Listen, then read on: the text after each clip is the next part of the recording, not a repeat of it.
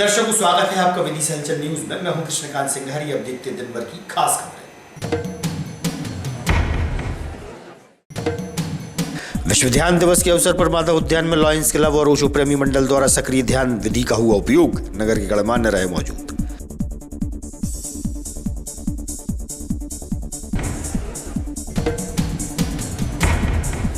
और करारिया क्षेत्र में भारतीय स्टेट बैंक द्वारा रखा गया कार्यक्रम। किसानों के हितार्थ बैंक अधिकारियों ने बताई योजनाएं।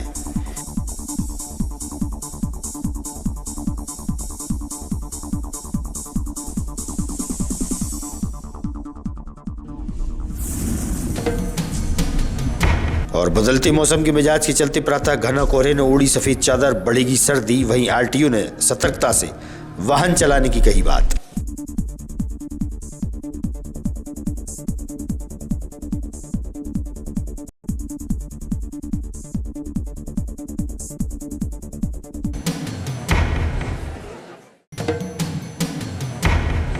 अब खबर विस्तार से। लॉयंस क्लब विदिशा और ओशो प्रेमी मंडल द्वारा विश्व ध्यान दिवस के अवसर पर 21 दिसंबर को माधव उद्यान में ध्यान दिवस मनाया गया। वहीं ओशो की प्रभावशाली सक्रिय ध्यान विधि का उपयोग किया गया। इस विधि से मानव ऊर्जा और एवं इम्यूनिटी इतनी बढ़ जाती है कि कई बीमारियां ठीक होती पाई गई हैं। शहर के वरिष्ठ व गणमान्यों के साथ लॉयन अरुण कुमार सोनी ने अपनी बात रखी। तो आप करने के बाद स्वयं महसूस कर सकते हैं। बस इसकी एक ही शर्त है कि जब आप इस ध्यान में आते हैं, इस ध्यान के जो क्रम हैं उनमें आप डूब जाए। उस समय आप ये भूल जाए कि आप कहाँ पर हैं, क्या कर रहे हैं, आसपास आपके कौन खड़ा है। जितनी आप तन्मयता से इस सक्रिय विधि में अपने आप को लगाते हैं, उतने ही उसके परिणामों को आप प्राप्त करते हैं। आज नए के संडे पर मैं सभी को, पूरे देशवासियों को शुभकामनाएं प्रदान करता हूँ। जय हिंद। ये दूसरी बार से घोषित किया गया है 21 दिसंबर को।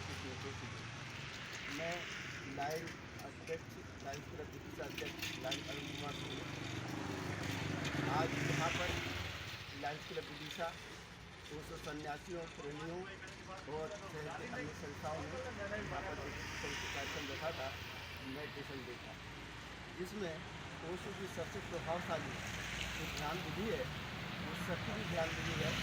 आज उस विधि को अपनाते हुए यहाँ पर ध्यान सभी लोगों ने मिलकर के किया। ओशो की यह विधि इतनी प्रभावशाली है कि इसमें हमारी डायबिटीज हो,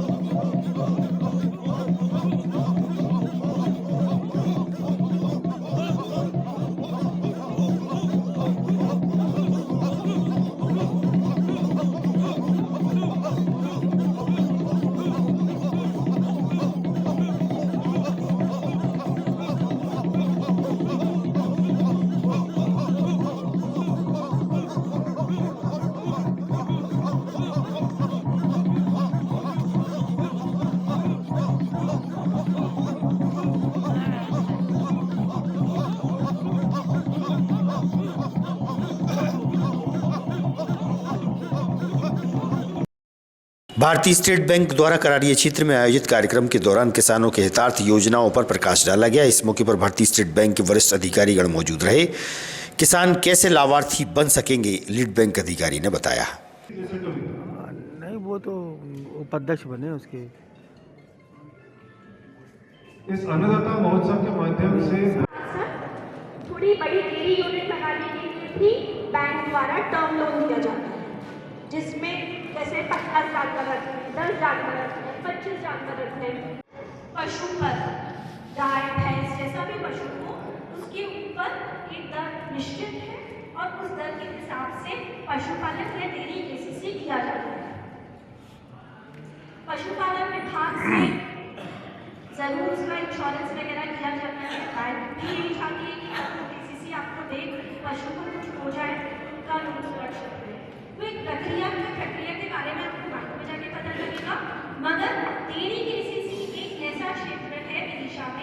जहाँ पर मेरा रिक्वेस्ट रहेगा स्टेट बैंक ऑफ इंडिया से कि वो काम करें, जितने भी उनके केसीसी धारक हैं उनको, जिनके पास कृषि केसीसी है उनको जरूर और जरूर पशुपालन डेयरी केसीसी दे करके उनके इनकम में और जोड़ें। क्योंकि अगर आप ये सोचेंगे कि कृषि से कमाई करके, कृषि व्यवसाय से कमाई करके आपका घर चल जाएगा, तो अब वो समय नहीं रहा।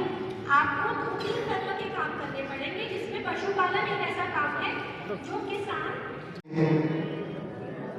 आभार व्यक्त करता हूं और धन्यवाद देता हूं कि आप अपना बहुमूल्य समय लेकर यहाँ उपस्थित हुए हैं। हमारे बीच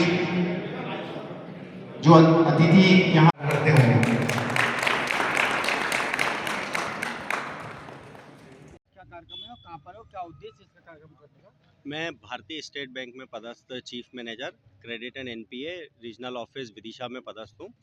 आज के कार्यक्रम का मेन उद्देश्य भारत सरकार द्वारा, जैसा कि सभी को विदित है कि 16 दिसंबर से लेकर 23 दिसंबर तक के लिए अन्नदाता महोत्सव का रूप में मनाया जा रहा है, जिसके अंतर्गत भारतीय स्टेट बैंक के द्वारा आज इस कार्यक्रम को आयोजित किया गया है, जिसके अंदर हम हमारे विभिन्न सम्मानीय ग्राहकगण, कृषकों एवं समस्त ग्राहकों को बुलाया गया है हमने यहाँ पर, जो कि हमारी भारतीय स्टेट बैंक के साथ अपना बैंकिंग ट्रांजैक्शन कर रहे हैं। उनके साथ हम हमारे बैंक के द्वारा दिए जा रहे विभिन्न प्रोडक्ट एवं स्कीम के अंतर्गत जो भी लोन दिए जा रहे हैं उसके बारे में हम जानकारी साझा करेंगे एवं किसानों को हम बताएंगे कि और क्या क्या भारत सरकार के द्वारा स्कीम चलाई जा रही है, जिसके अंतर्गत वो अपनी आय को भी, वार्षिक आय को भी बढ़ा सकते हैं।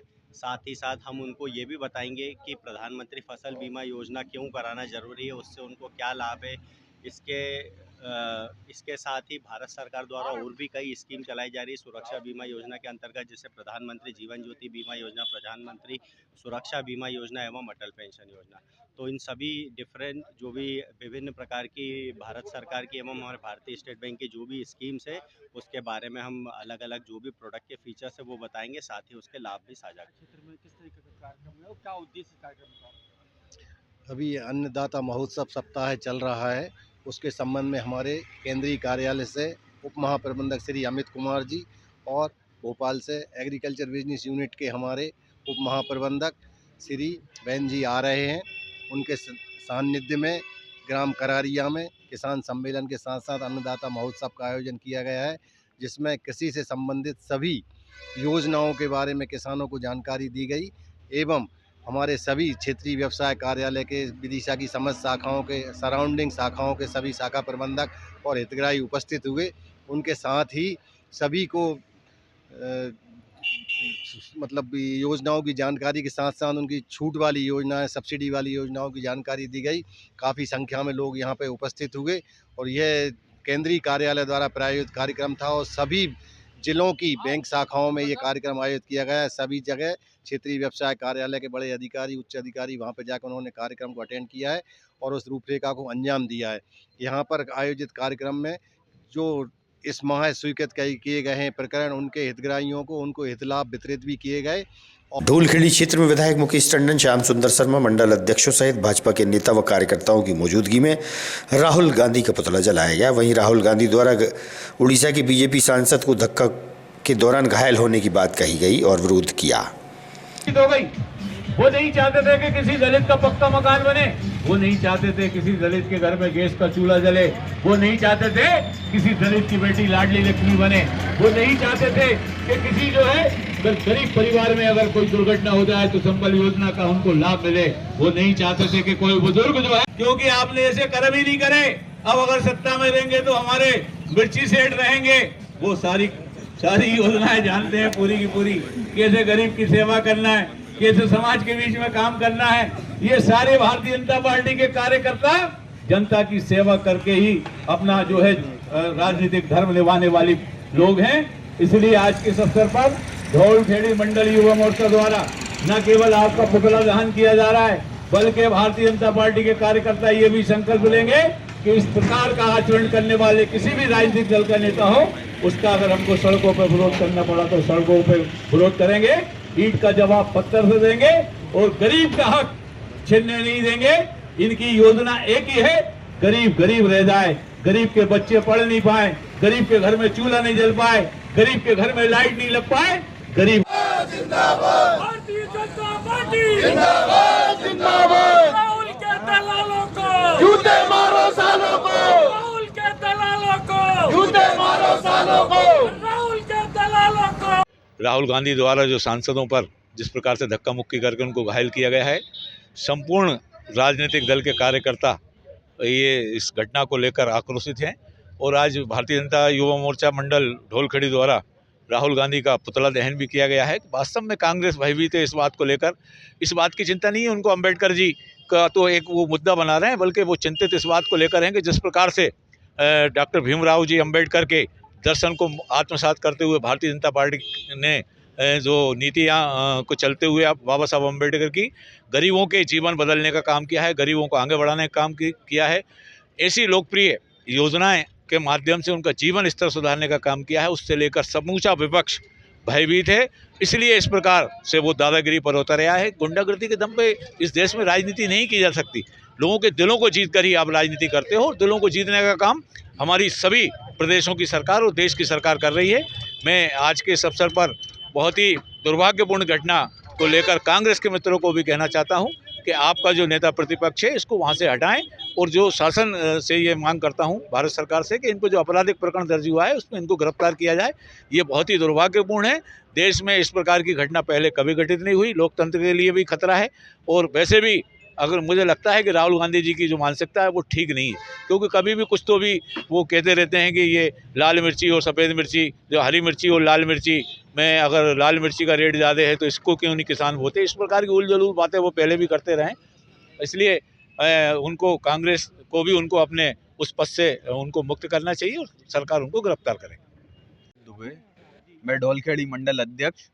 जैसा कि भारतीय जनता पार्टी, जैसा कि कल भारतीय जनता पार्टी के वरिष्ठ नेता प्रताप सारंग जी के साथ जो राहुल गांधी जी ने धक्का मुक्की की, अभद्र व्यवहार किया, इसको लेकर सारे कार्यकर्तागणों में आक्रोश है और उनकी गिरफ्तारी की मांग करते हैं। सारे भाजपा के सभी मेरे कार्यकर्तागणों में आक्रोश है और वो चाहते हैं कि राहुल गांधी की जल्द से जल्द गिरफ्तारी हो।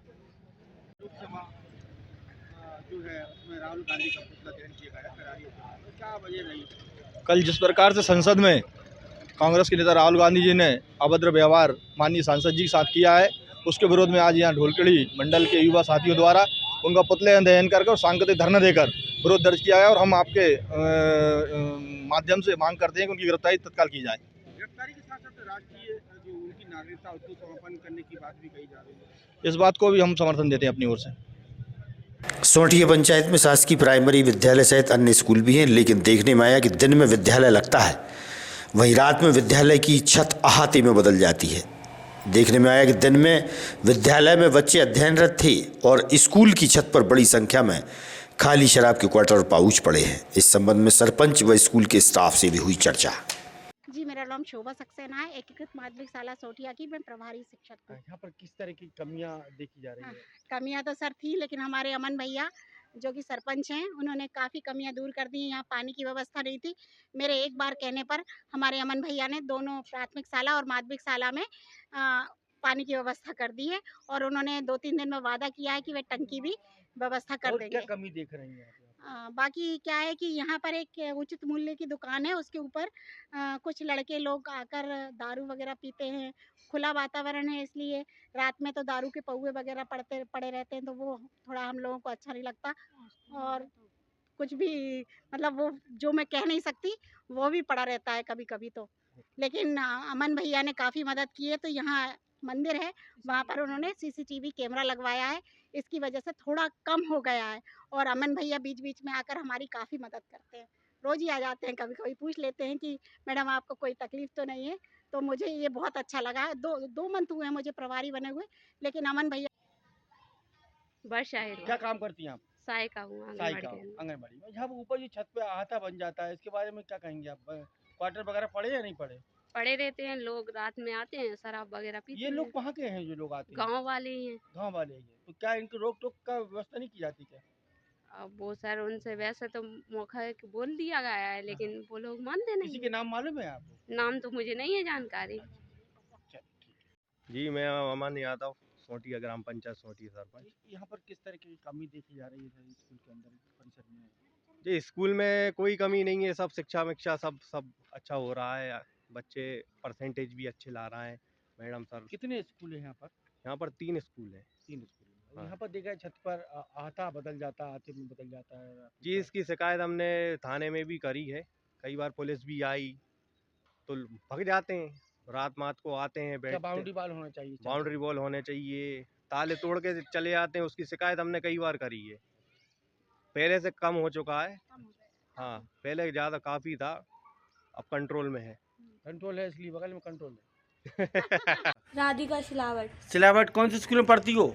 हम एक एकराज माध्यमिक शाला सोठिया। सोटिया। ये किन की पेंटिंग कर रही हैं? सर्वपल्ली राधाकृष्ण। कौन थे ये पता कुछ? सर नहीं, ये बता। सर्वपल्ली राधाकृष्णन थे। हाँ हाँ। ये शिक्षक थे एक शिक्षक थे।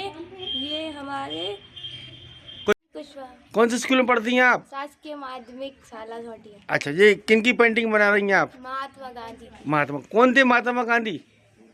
हमारे महात्मा गांधी थे जी, इनका नाम पूरा महात्मा मोहनचंद करमचंद गांधी। हाँ। है ना बेटा? विदिशा से रायसेन मार्ग छीन दरबार के लिए भी जाता है। वहीं सिद्ध बाबा हनुमान मंदिर जाने वाला मार्ग जर्जर कीचड़ और गड्ढे वाला हो रहा है। पैदल राहगीरों को भारी परेशानियां पैदा होती है। इस रास्ते की हालत सुधारने के प्रयासों के चलते सांसद प्रतिनिधि कैलाश रघुवंशी, जिला पंचायत के अधिकारी व सरपंच भी मौजूद थे और उनसे हुई चर्चा। क्या समस्या और क्या निदान का अपने एक प्रपोजल बनाया है?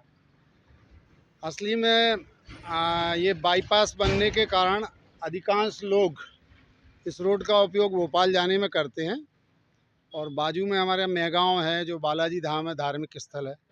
मेरे पास कई बार शिकायत आई कि यहाँ पे पानी भर रहा है और इसमें लोग गिरते हैं। तो मैंने आज जिला पंचायत सीओ और अध्यक्ष के साथ यहाँ दौरा किया है। तो वही देखने आए थे, पानी भरा हुआ है, ये समस्या हल होना चाहिए। मेहगांव हमारा बहुत धार्मिक स्थल है और पंचायत का भी नाम खराब हो रहा है, तो साथ में हमारा जिला पंचायत का नाम भी खराब है। किस तरीके का अपन प्लान तैयार करके लोगों को राहत पहुंचाएंगे आवागमन में? अभी टेम्परेरी में तो हमारे साथ यहाँ सरपंच भी हैं और इनको निर्देश किया है कि ये नाप के हमको बता दें, तो हम लोग 8 इंची का पाइप हमारे इंजीनियर और इनसे डलवा के और नीचे नाले में उतार देंगे पानी। ये समस्या आज की तो है नहीं, कई वर्षों पुरानी समस्या है और सरपंच साहब को भी काफ़ी समय सरपंच बने हुए हो गया। सबसे सरपंच साहब कहाँ थे? असली में बेसिकली आप समझिए मेरी बात को, ये जो है डिपार्टमेंट की समस्या है। ये रोड है पीडब्ल्यूडी रायसेन के अंतर्गत। तो जब रायसेन वालों ने पूरा इसका एस्टीमेट बनाया तो उन्हें यहाँ पे नाली लेना चाहिए। आप देखते हैं हाईवे जब बनते हैं तो वहाँ नालियाँ बनाता है विभाग, बनाता है, तो पंचायत का काम नहीं है ये बेसिकली। चलिए, तो अपन क्या प्रयास अब अपने कब तक ये समस्या का समाधान होगा? अभी हमारा इनको हमने 8 दिन का समय दिया है। हमारे एसडीओ हैं, एई आरईएस उपेंद्री जी हैं, सरपंच साहब हैं, जीआरएस हैं। 8 दिन में ये पानी की समस्या हल कर देंगे। बाकी रोड को ठीक करने के लिए हम प्रयास करेंगे। जो ठेकेदार बंसल जी हैं हाईवे बना रहे हैं, उन्हीं से इसको ठीक करा लेंगे। खादान सी कहाँ रहते हो? यही करे थे ये रास्ता कहाँ के लिए जाता है? जी, राशन जाता है। और कहाँ पे? छिंदरवार के लिए। हाँ। मंगलवार के दिन कितनी भीड़ निकलती होगी यहाँ से? अरे सर बहुत लगती है, काफ़ी तो जाम ही लग जाता है। तो क्या परेशानी होती है यहाँ पे? जाम लग जाता है, बहुत हीटने में दिक्कत पड़ती नहीं, है। ये गड्ढे में पानी भरा जाते हैं, इधर घुस जाते हैं। अच्छा, हाँ। कहाँ रहते हो? गैसपुर। तो ये कौन सा रास्ता है यहाँ पे निकल रहा है आप? ये पता नहीं हम। क्या दिक्कत हो रही है इस रास्ते से? ये इधर गड्ढा गड्ढी ज़्यादा हो रहा है। अच्छा, गड्ढा गड्ढी जा रहा हो, तो क्या होना चाहिए यहाँ पर? यहाँ रोड बनना चाहिए। रोड बनना चाहिए। और क्या पानी भरा हुआ है यहाँ पर? पानी भरा है। बढ़ती सर्दी के मौसम के मिजाज के चलते आज प्रातः घना कोहरा देखने में आया। घना कोहरे के बीच प्रातः रोड पर वाहन चालकों की सतर्कता अति आवश्यक होती है। आरटीओ से हुई चर्चा। प्रारंभ हो चुका है और ऐसे में कोहरा सुबह सुबह पड़ने लगा। किस तरीके की सावधानी वाहन चालकों को रखना चाहिए और किस तरीके से अपन उनको सही मतलब गाइडलाइन करते हैं? देखिए, सर्दी में जो सुबह के और रात के समय कोहरे का थोड़ा माहौल रहता है, ऐसे स्थिति में बड़ी सावधानी पूर्वक वाहन चलाना चाहिए। और आपके माध्यम से सारे वाहन चालकों को, चाहे वो कमर्शियल वाहन चलाते हों अथवा अपनी निजी वाहन चलाते हों, उनको मैं यह बताना चाहता हूँ कि कोहरे के समय यदि गाड़ी में फॉग लैंप है तो उसका अवश्य प्रयोग करें और नियंत्रित गति से वाहन चलाएं। विजिबिलिटी प्रॉपर हो तभी वाहन चलाएं, भले ही थोड़ा समय लगे लेकिन दुर्घटना से देर भली। आज की खबरों को देते ही पर विराम। आगामी खबरों के लिए आप देखते रहिएगा विदिशा हलचल न्यूज। रहिए अपडेट। नमस्कार।